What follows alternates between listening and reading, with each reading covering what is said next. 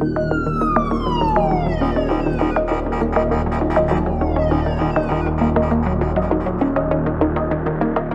is currently experiencing a major drug epidemic. Everything from methamphetamine, heroin, to synthetic cannabinoids.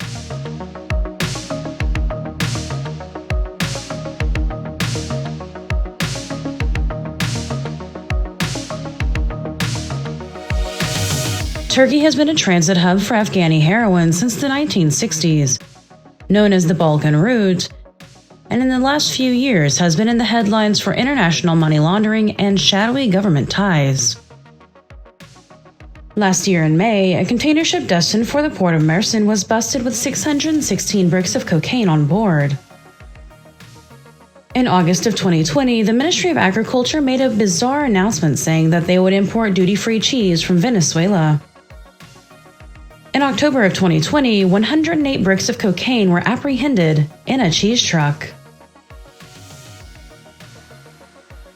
Within the same year, 220 kilos of cocaine destined for Turkey were found in Brazil, and another 4.9 tons in Colombia. In 2017, a ship carrying over 1 ton of heroin was seized, again in the port of Mersin. Last month, opposition figurehead Kemal Kılıçdaroğlu accused the government of letting drug money flow into the country and consequently starting a meth epidemic, constant gangland shootouts, and turning a blind eye to major drug money laundering operations.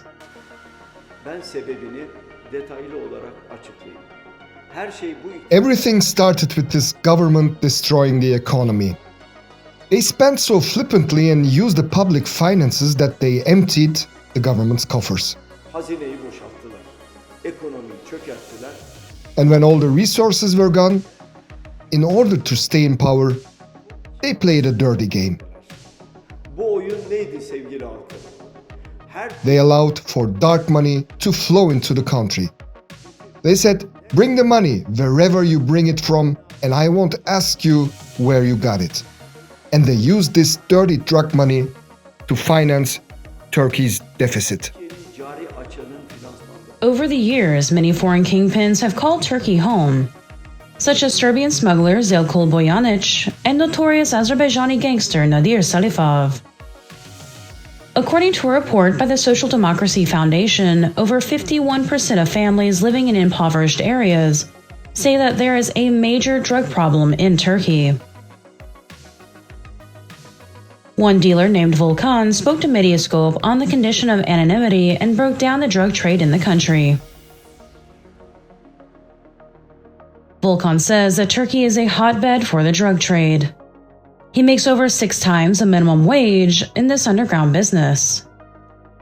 To start his day in dealing, he starts his day at 10 and begins preparations.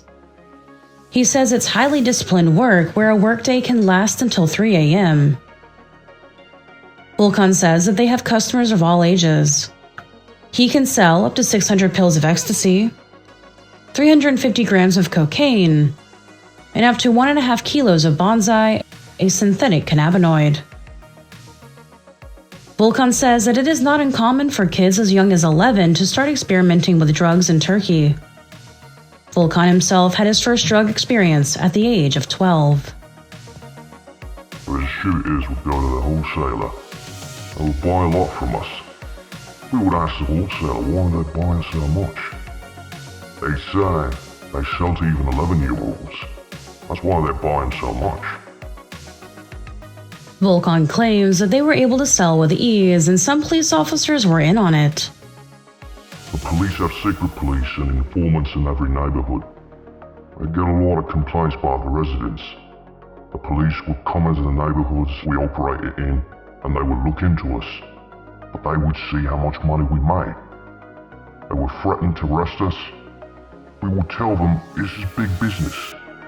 If you jail us, someone else will take our place. After that, it's just a negotiation. 75% of the drugs in the country come from abroad.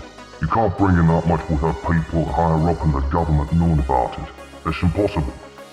Are the higher ups doing their jobs, or are they facilitating the drug trade? Since it's an illegal business, it's 100% profit. You see on the news they do busts sometimes. Those are busts of goods that came in without the prior knowledge of the higher-ups. Sure, they show you how much they cost, but how much did they let go? I dare them to show their own product.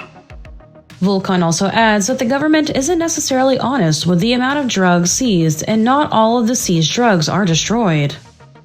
The people at the top do nothing. Nothing. They say, oh, we caught this much drugs and they've been destroyed. No.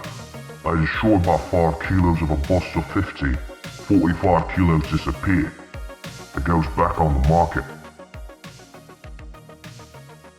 Volkan doesn't think that Turkey's drug problem is going away, and says that the economic problems in Turkey are the prime culprits in the epidemic, citing addiction as a disease of despair.